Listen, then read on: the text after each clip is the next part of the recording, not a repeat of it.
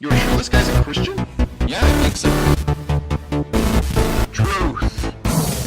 Hey, Agape Geeks, she's lovely. My name's Cody, and this is the Christian News Show we do every Monday, Wednesday, and Friday. As always, if you want to help support the show, you can go to agapegeeks.spreadshirt.com, and from that, we can go on to the first story of the day. And the first thing that I want to talk about today is about the UK, but it is not about the 12th Doctor, and if you don't know what I'm talking about, you need to go check out Doctor Who, like now. Just stop watching this, Doctor Who. Go see it. Instead, we're talking about the UK because of Twitter. You may have heard recently that 3 women who were journalists were threatened with bombs and rape. And all of these threats were coming from people that were on Twitter. And because of it, Twitter's just kind of been in the spotlight. Petitions have been made to kind of push the idea of putting a report abuse button on Twitter. And the general manager of the Twitter in the United Kingdom made a statement pretty much just apologizing and saying, abuse is not okay and we're going to do everything that we can to stop it. And it's pretty cool that they've already started doing this. Like, I don't know about the United States for sure, but in the United Kingdom, if you have an iPhone, you can already, report abuse on a tweet. That's just something that they were able to do immediately, and so they did. They say that they're going to try to get to all different kinds of platforms so that it's kind of universal, that you can report abuse on a tweet if it's, harassing somebody. Now, for me personally, I think this is a very good thing. You should not have people giving bomb threats and rape threats to people. But on the other side of this, there will always be that little cynical part of my brain that says that this could be a bad thing. Now again, I want to reiterate, I think that bomb threats and rape threats and any kind of threat harming somebody is bad. And not only is it bad, but I believe that it should be stopped. Now that being said, I just hope that the report abuse button is not used to report against people who believe something different than you do. And I say this as a thing between Christians, Muslims, and maybe some atheists. I'm just saying that there are those extremists in every religion, and I know that Muslims, when a Christian says something, it's heresy against their faith, therefore they are offended and think that they are being abused. It just goes to show that the world is not black and white, and we need to come at everything we can from all different angles. But again, just one last time, as long as the report abuse button is not abused, I think that is a very good thing.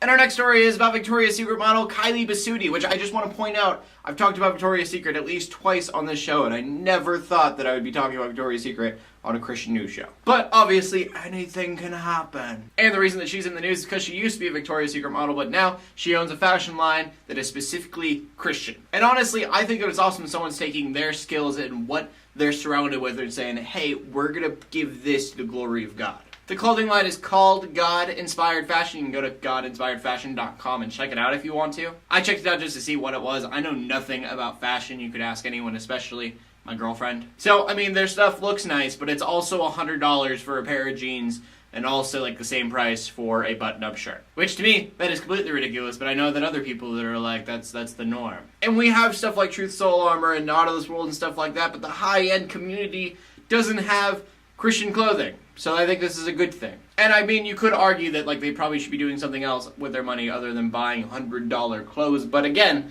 it's what some people are into. So I can't really say much because I bought $400 Wii U and I use it to play Majora's Mask for the most time, even though that money could have gone somewhere better. And that doesn't even have Jesus written on it. And then our final story of the day is about a place called Eritrea, which I guess people call the North Korea of Africa. And sadly, the reason that we are talking about this country today, Eritrea, which I'm pretty sure I'm saying wrong, is that 39 Christian students were detained for being Christian and then tortured for it. And I guess Eritrea is notorious for being if you are not Muslim and you are Christian, then there is a problem. That being said, they have hundreds of Christians captive every day. So I do know that I brought persecution up not too long ago, but again, prayers out to these people. Because while they risk their lives for Jesus, there are people like you and me who hide behind this little camera in front of your TV screen and tell you about Jesus from a very safe place. And so people that are not afraid to go into a hostile environment and preach the gospel, they're my heroes. Anyways, that brings us to the question of the day. And the question of the day today is, how much would you pay for a pair of jeans? It is a funny question, but I do want to know your guys' opinion on it. If I had the money, I would maybe, if they're really nice, pay $30 for a pair of jeans, possibly. But almost any pair of jeans that I own, which isn't very many, it's $15 jeans, and that's it. As always, please leave a comment in the comment section below with your answer. Leave a video response if you want to. My name's Cody. I bring you news to the Christian community every Monday, Wednesday, and Friday. In closing, let the haters hate, let the Christians pray. To everybody, subscribe. I'll see you later, and God bless.